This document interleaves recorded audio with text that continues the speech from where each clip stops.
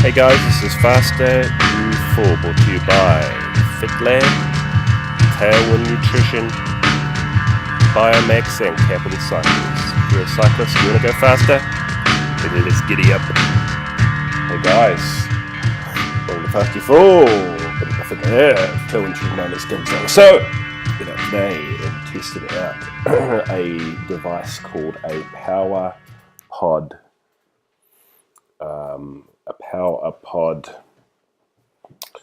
power meter, which is something relatively new on the market and is used to determine your power on the bike by a completely different method to most power meters. Most power meters use forces from your crank or your pedal or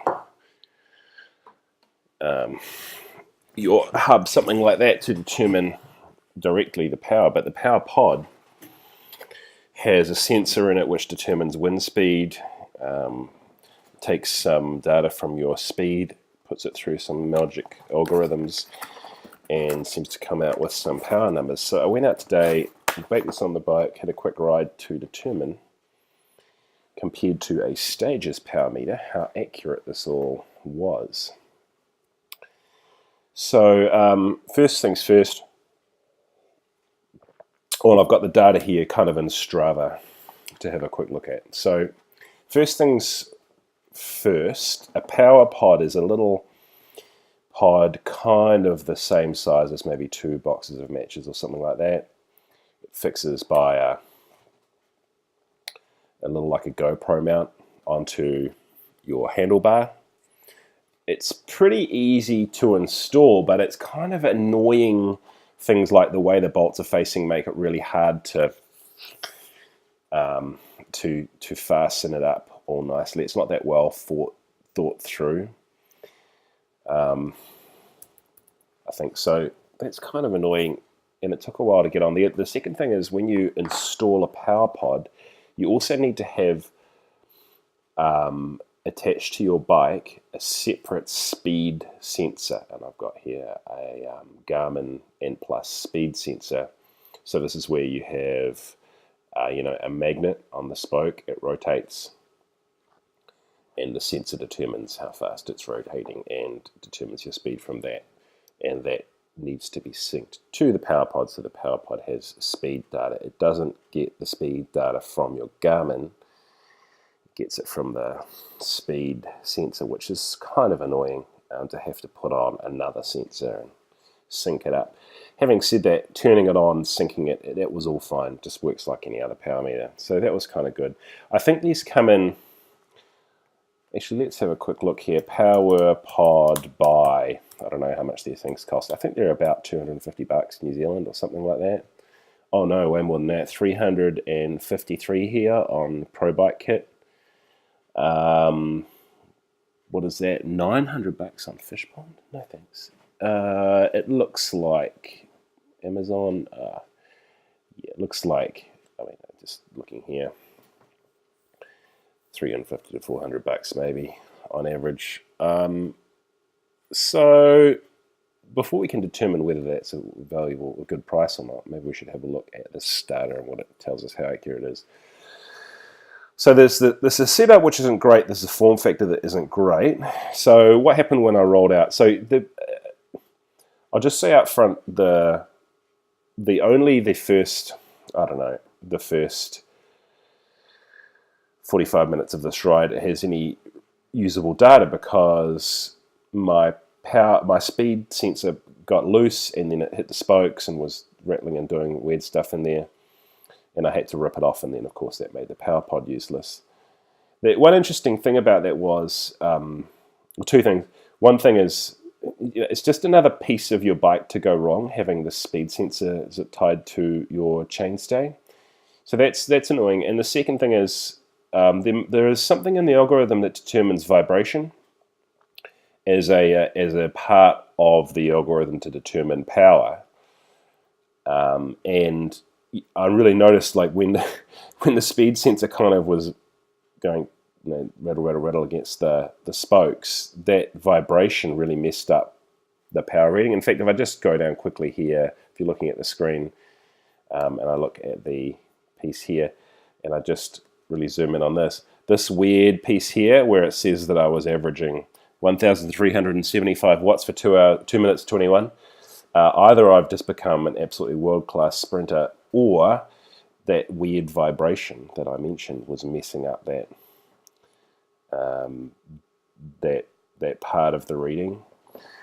So let's have a look at the data. So it's only up to there where I ripped off the speed sensor that we've got any decent data for. So it was about 42 minutes of riding. And of that, a lot of that is riding from my house down to Parliament. So it's the calibration phase. All that means is that if I zoom in on this first part here, you can see that the power's kind of flatlined and it looks like it comes up. This isn't real power data. So when you stick the PowerPod on your bike for about at least 5 minutes, it's going through some calibration phase where it's just, I don't know, figuring out what the average amount of vibration is and the average wind speed. I don't know what it's doing, but it's going through a phase where it's not trying to properly accurately read power. It's going through a phase where it's trying to calibrate, and that took, what did it take here? About 5 minutes 54, so about 6 minutes. So the first 6 minutes of riding with the thing, you're not getting any power. It's just a calibration phase. So normally calibration takes about 5 seconds. This takes 6 minutes, so that's annoying. So let's look at the data we actually got that's kind of vaguely usable here. This is just riding down to Parliament. I think the bit we should use is actually from the start of the hill climb here. So there's a hill climb that goes from the terrace to Messines Road that I use on a regular basis for my L3 training. So we'll highlight that, and then we'll highlight the same data set, but from a stages power meter, which is reliable. Okay, so we've got exactly the same part of the ride here. So let's just highlight where I am sitting at my about lactate 3. I was going by the power that the PowerPod was giving me, and I'm wanting to sit at about a level of PE7, or about 330 watts for me. Just sitting in the saddle, putting out a nice amount of power tempo. So let's actually have a look at this part of the power here. First thing you notice is that it's wildly flat, so it can't be that accurate because it's not reacting to all the little inputs. So if I look at exactly the same part here, which is the Strava data, you can see exactly the same part here. So that's pretty much exactly, in fact, why don't I just exactly highlight those two parts. Okay, so here's Terrace to Messines Hill Climb. On the stages, here's Terrace to Messines Hill Climb, exactly the same part of data. On the no, let's use this one, Glenmore Gallivant, because that's where the PowerPod hadn't gone wrong. So this is the part up Glenmore Street, which is just a nice long gradual climb. Okay, stages data 323 watts. PowerPod data 394 watts. So that's a gradual, nothing weird about it. It's not super rough, anything like that. So that's wildly out. I mean, the stages I'd calibrated properly before, and so what are we talking about there? About 70 watts difference. So that's giant. And not only that, you can see when you look at the stages data, this is kind of what you'd expect. When you ride, even up a steady climb like that, there's a certain amount of variability in the power delivery, but on the there's nothing like that. It's all hovering about 380 to 390 watts.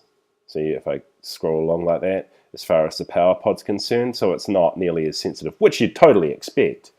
I mean, I guess going into it with a device like this, you're not really expecting a device that operates by this method to be able to determine micro-sized power inputs, but you would maybe expect to use a device like this for something like, a 5-minute climb should have maybe an similar average power. But you can see that's not true because 323 watts was real. The PowerPod was saying 394, so it was massively inflating.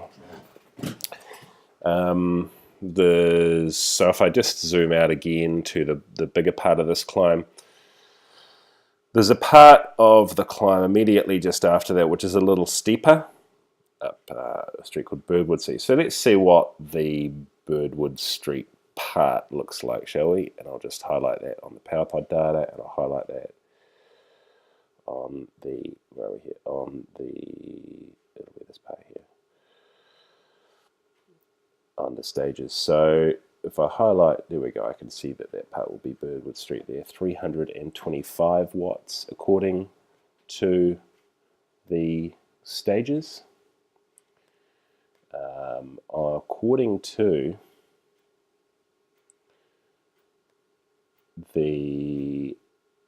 According to the PowerPod, it's about 321. So that bit there, that bit there is very close, actually. That's surprising. That's interesting. I didn't expect that. 300 and maybe that part was 341. I can't exactly see compare for that part because the power data goes weird. I'll show you what I mean. Immediately after that on Messines Road, the Messines Road climb here, this is where it freaked out because the bottom of Messines Road, that power, the speed sensor got loose, created all the vibrations, it totally messed up the data and it went up the clacker. And that's when I took it off and just ran with the stages data from then. So I guess the only useful piece of data I particularly have is that climb. It was 50 watts different. That's hopeless. I guess we could look at the part Glenmore down. This is obviously a downhill section, and you would kind of expect this not to be, the PowerPod not to be accurate at all, because you know you're obviously going downhill at an average of just under 40k an hour.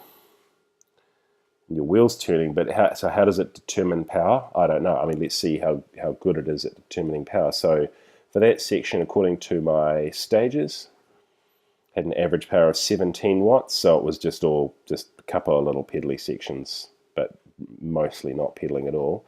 The PowerPod had me at an average of 110 watts. So again, that's wildly out. Well, the only interesting thing I'd say about that is that there is obviously some feature where it is determining somehow, maybe through that vibration level or something, that you're not pedaling or not pedaling much, because of course I'm going along at just under 40k an hour. Obviously the wheel that's the speed, it's turning fast. I don't know how, there's some interesting part of the algorithm to determine whether you're pedaling or not. It's not using cadence, because I didn't have cadence set up on that. I don't have cadence set up on that sensor, so maybe, yeah, I don't know how it's figuring that out. It's obviously figuring out that your power is going to be lower. How it's doing that, I actually don't know. So, but it's still wildly inaccurate, 100 watts difference or something like that. So I sort of feel like maybe. So two thoughts. First thing is, I'm actually quite surprised at how it does know some things about how you're riding. I don't think it's accurate at all. And there may be scenarios where it is accurate. There is a longer calibration procedure you can do for this, where you ride a circuit, and but that's sort of 15 minutes at the start of the ride. Who wants to do that? It's, if you just want to put it on, turn it on and go, this isn't going to be accurate at all. There may be some scenario where it's, for if you're riding a long flat circuit, maybe it would be somewhat accurate. But then again, if you're sitting in the middle of your aerobic zone on a flat road, you kind of know roughly what power you're putting out anyway. For doing any interval work or anything, this is just going to be hopeless. So, yeah, I don't know if it's going to be that useful as a power meter at all. There might be some way I can use this as some sort of part of determining drag coefficient. I'm going to look into that a little bit later. But as a power meter, yeah, no, it sucks. If you're going to spend, if you want a cheap option, a single-sided power option like a stages or a vector pedal or something like that is probably going to be the way to go.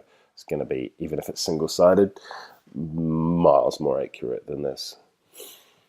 So there you go. That's an interesting little bit of data I got about the PowerPod power meter. If I have any updates on potential calibration procedures or how maybe it can be used better or something, I will let you know. But that's it for now. So, as always, if you want a training plan from me, you can email me, steve@fitlab.co.nz. Go to fitlab.co.nz. As always, it's brought to you by FitLab. Tailwind, Biomaxa, Capital Cycle. I'll see you on the weekend.